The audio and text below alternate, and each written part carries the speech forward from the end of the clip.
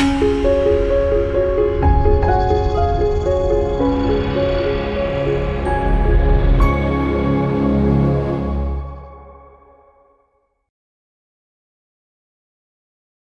మాత్రం. నేను journalist Navata. Welcome to R voice. Supreme court నిన్న సంచలన తీర్పు ఒకటి ఇచ్చింది. మతం మారిన ఎస్సీలకు సంబంధించి రిజర్వేషన్ అనేది ఉండదు, ఎస్సీ హోదా ఉండదు అంటూ ఈ తీర్పు వచ్చిన నేపథ్యంలో ఇలా తీర్పులు వస్తూనే ఉంటాయి. చాలామంది క్రిస్టియన్స్గా చలామణి అవుతూ ఎస్సీ హోదాలో జాబులు సంపాదించారు, రిజర్వేషన్లు సంపాదించుకుంటున్నారు.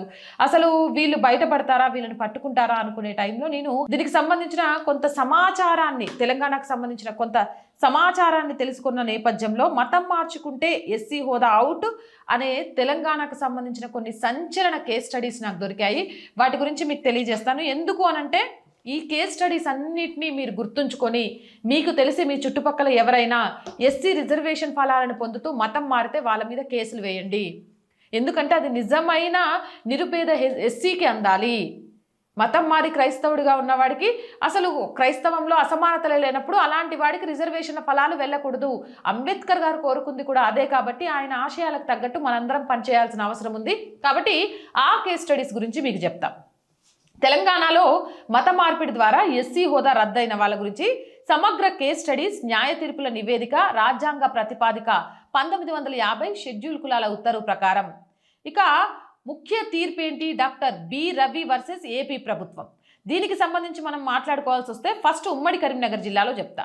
ఉమ్మడి కరీంనగర్ జిల్లాలో మొత్తం 7 కేసులు ఉన్నాయి. ముద్దసాని లక్ష్మణ్, ఈయన చర్చి కార్యకలాపాల వల్ల హోదా రద్దయింది. WP number 2104/2016. ఇక రెండో వ్యక్తి కే జైపాల్, 2019-20లో ఎలక్షన్ అప్పీల్ నెంబర్ 12/2019 వివాహ పత్రిక సాక్ష్యంగా పదవి రద్దయింది. ఇక పి ఆనందం 2018లో recovery order number 442/SC crop baptism వల్ల సబ్సిడీ రద్దు, వడ్డీతో సహా వసూలు చేశారు. ఇక నాలుగవది జి దేవదాస్ 2021-22లో WP నెంబర్ 110225/2021 పిల్లల స్కూల్ రికార్డుల్లో మతం క్రిస్టియన్ అని ఉండటంతో రద్దయింది. ఇక ఐదవది ఎన్ సత్యనారాయణ 2015-16లో WP నెంబర్ 8910/2015 చర్చి రికార్డుల ఆధారంగా హోదా రద్దును హైకోర్టు సమర్థించింది. ఇక J Sugunamma 2018-19 WP number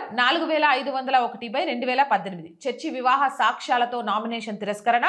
yes Mohan Rao పాస్టర్గా ఉన్నట్లు బాప్టిజం సర్టిఫికేట్ ద్వారా నిరూపితమైంది. వీళ్ళందరూ కూడా ఎస్సీ సర్టిఫికేషన్ని కోల్పోయారు ఆయా ప్రూఫ్ల ద్వారా. సో మీ దగ్గర కూడా ఇలా కరీంనగర్కి సంబంధించి ఎవరైనా క్రైస్తవాన్ని అనుసరిస్తూ లేదా ఇస్లాంని అనుసరిస్తూ ఎస్సీ రిజర్వేషన్ని ఉపయోగించుకుంటున్నట్టు కానీ, ఎస్సీ సర్టిఫికేట్ని వాడుకుంటున్నట్టు కానీ, ఎస్సీ ద్వారా వచ్చే ఫలాలను పొందుతున్నట్టు కానీ తెలిస్తే వెంటనే కేసేయండి. వాళ్ళు అది కోల్పోతారు. దాని ద్వారా ఒక నిజమైన ఎస్సీ సామాజిక వర్గానికి చెందిన పేదన్నకు లబ్ధి జరుగుతుంది. ఇక ఇప్పుడు ఉమ్మడి కరీంనగర్ చూసాం కదా. నెక్స్ట్ మహబూబ్ నగర్ జిల్లా విషయానికి వస్తే 6 కేసులు ఉన్నాయి. అందులో మొదటిది ఎం దేవమ్మ, ఇది 2014-15 WP నెంబర్ 15402/2016 బాప్టిజం ఆధారంగా సర్పంచ్ పదవి రద్దయింది. జోగులాంబ గద్వాల సామూహిక విచారణ జరిగింది. వందలాది అక్రమ సర్టిఫికెట్లపై చర్యలు కూడా తీసుకున్నారు. ఇక జడ్చర్ల పదోన్నతి కేసుకు సంబంధించి 2023-24లో చర్చి కమిటీ సభ్యత్వం వల్ల ప్రమోషన్ నిలిపివేశారు. ఇక ఆనందం అండ్ 14 మందిని, అంటే మొత్తం 15 మంది లబ్ధిదారుల హోదా రద్దయింది. ఇది ఎంక్వైరీ రిపోర్ట్ వల్ల SW/MBNR 2015లో మొత్తం 15 మందికి లబ్ధిదారుల హోదానే రద్దు చేశారు. ఇక మక్తల్ వార్డు సభ్యుడు చర్చి వివాహ ఫోటోల ఆధారంగా ఎన్నిక రద్దయింది. ఎం షామ్యూల్ చర్చి రిజిస్టర్లో పేరు ఉండడంతో ఎస్సీ సర్టిఫికేట్ రద్దయింది. మొత్తానికి ఉద్యోగాలు పోవడమే కాదు, రాజకీయ పదవుల నుంచి కూడా తప్పించవచ్చు. వాళ్ళకి సంబంధించి ఎలాంటి అన్యమతానికి సంబంధించి ఆధారం దొరికినా వాళ్ళను ఆ పదవుల నుంచి కూడా పీకి పడేయొచ్చు. ఉమ్మడి మహబూబ్ నగర్ జిల్లాలో జరిగినవి ఉదాహరణగా తీసుకోండి. ఇంకా ఎవరైనా అలాంటి వాళ్ళు ఉంటే వాళ్ళను అంటే ఏదైతే ఎస్సీ రిజర్వేషన్ కేటగిరీ సీట్ నుంచి పోటీ చేశారో ఆ సీట్ నుంచి పీకేసి నిజమైన ఆ కేటగిరీకి చెందిన ఒక నేతను ఎన్నుకోవడానికి అవకాశం కల్పించండి. దీంట్లో ప్రజలంతా భాగస్వాములు అవ్వండి. ఇక ఉమ్మడి మెదక్ జిల్లాలో మొత్తం 7 కేసులు ఉన్నాయి. టి శామ్యూల్ పిల్లల రికార్డులో మతం క్రిస్టియన్ అని ఉండడంతో రద్దయింది. ఇక అనంతమ్మ చర్చి వివాహ సాక్ష్యాలతో పోటీకి అనర్హత వచ్చింది. సిద్దిపేట విషయానికి వస్తే సామూహిక విచారణ విషయంలో 5 కుటుంబాల ఎస్సీ పథకాలు రద్దయ్యాయి. జె దేవదాస్ బాప్టిజం ఆధారంగా ప్రభుత్వ ఉద్యోగి హోదా మార్పైంది. మరియమ్మ చర్చి వివాహ పత్రిక ఆధారంగా సర్టిఫికేట్ రద్దు చేశారు. మోసెస్ పాస్టర్గా ఉన్నట్లు నిరూపితమై సబ్సిడీ ట్రాక్టర్ రద్దు చేశారు. ఇక నారాయణఖేడ్లో సామూహిక కేసుల విషయాలకు వస్తే 4 ఎస్సీ సర్టిఫికెట్లు రద్దు చేశారు. ఇక ఉమ్మడి నిజామాబాద్లో 5 కేసులున్నాయి. ఎస్ సంజీవ్ బాప్టిజం ఆధారంగా సర్పంచ్ పదవి రద్దయింది. బి రాజేశ్వర్ బాప్టిజం ఆధారంగా వారికి వచ్చిన లబ్ధి రద్దయింది. మరియమ్మ మత ప్రచార వీడియోల ఆధారంగా హోదా తొలగింది.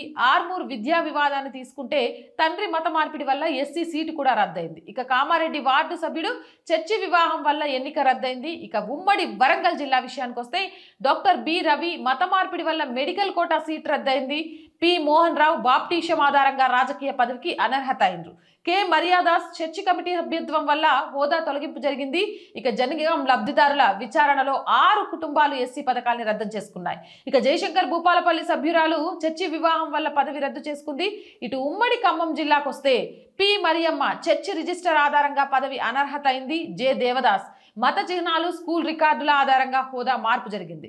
కె శామ్యూల్ సబ్సిడీ ట్రాక్టర్ని రద్దు చేశారు. బి యోహాన్ ఇతన్ని పాస్టర్గా ఉన్నందున ఎస్సీ హోదా రద్దు చేశారు. డి పౌల్ బాప్టిజం ఆధారంగా పథకాలు రద్దు చేశారు. మరియు జి మర్యాదాస్కి వివాహ పత్రిక వల్ల ఎస్సీ హోదా రద్దయింది. ఇక ఉమ్మడి నల్గొండ జిల్లా విషయానికి వస్తే మొత్తం 5 కేసులున్నాయి. బి వెంకటయ్య చర్చి రికార్డుల ఆధారంగా హోదా రద్దు చేశారు.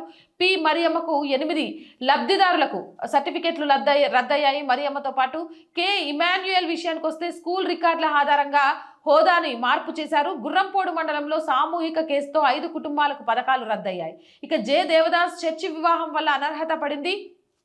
ఇటు హైదరాబాద్ నగరం కేసుల విషయానికి వస్తే ఇవి 5 ఉన్నాయి.